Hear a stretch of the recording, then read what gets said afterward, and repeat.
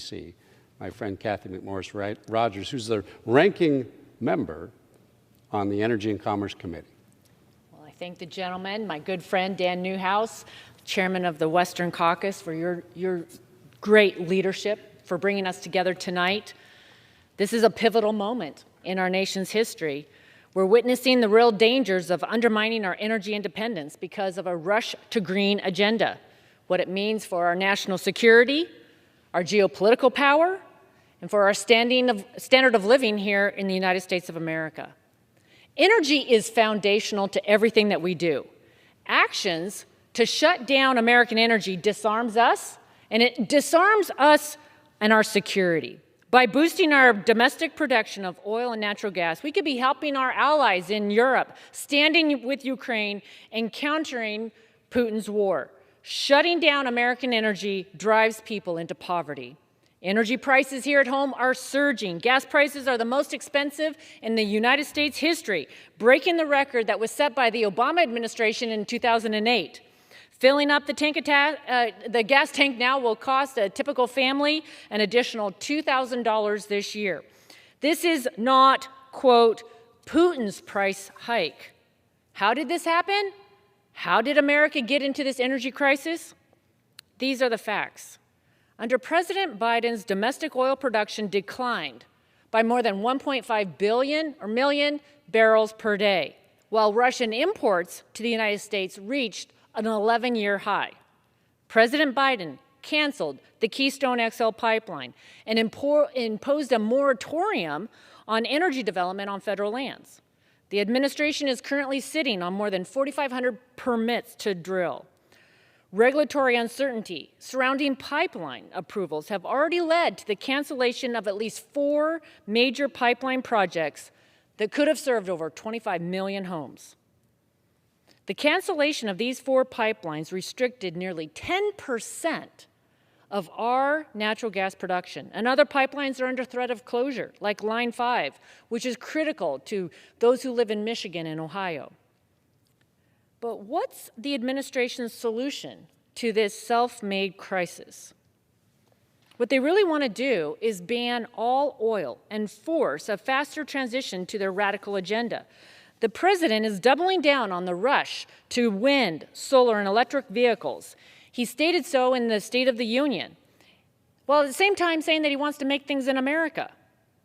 In order to make things in America, we must cut the red tape for domestic mining, the processing of minerals that right now is nearly impossible in our nation.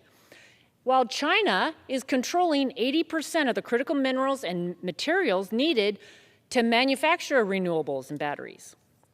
We can't trade American energy security, reliability, and affordability by rushing to green technologies that make us reliant on the Chinese Communist Party.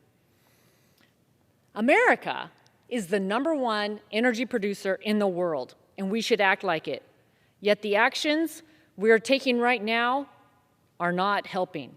We could boost our domestic energy production. It is vital to our way of life, our security, and bringing down energy prices. This Congress should move the legislation that I introduced with my friend Bruce Westerman, who's the ranking Republican on the Resources Committee. It's called the American Energy Independence from Russia Act. It would immediately remove restrictions on U.S. LNG exports so that we could deliver natural gas to our allies in Europe rather than them continuing to be dependent upon Russia. They get 40% of their natural gas from Russia. It would restart the oil and gas leasing on federal lands and offshores so that we could regain our energy dominance, our energy independence. It would protect American energy and mineral development from unilateral shutdowns by the Biden administration, just revoking permits. And because we need more pipelines that are the safest way to move product, we would approve the Keystone XL pipeline. The administration must stop delaying the permits and put Americans to work on energy infrastructure in America. Right now, it takes on average 6 or 7 years to review a project. So that's the second thing we need to do. And third, we need to embrace innovation for abundant, affordable, and clean energy for us and the rest of the world. It means reducing the permitting and regulatory burdens around nuclear. We should be leading in advanced nuclear technology for us here in the United States and around the world. But right now, the permitting is so costly and time-consuming, it is delaying our progress. With an all-of-the-above strategy, we can say yes to Americans' global leadership and lower energy prices. So I continue to urge my colleagues across the aisle to work together on this. Let's flip the switch on American energy to ensure a better life and a more secure future for all. And with that, I yield back. Well said. Thank you very much for helping to bring home, you said a lot of good things, but the impact this is going to have on Americans, on families, on people just trying to get to work every day and having to fill up their gas tanks. And these policies have consequences, and we need to understand that. So thank you very much for your comment. We need energy to do everything. We do, absolutely. And we need to be leading. It's American leadership, it's American competitiveness, it's our security. Yes. Let's do it. Thank you. Thank you very much.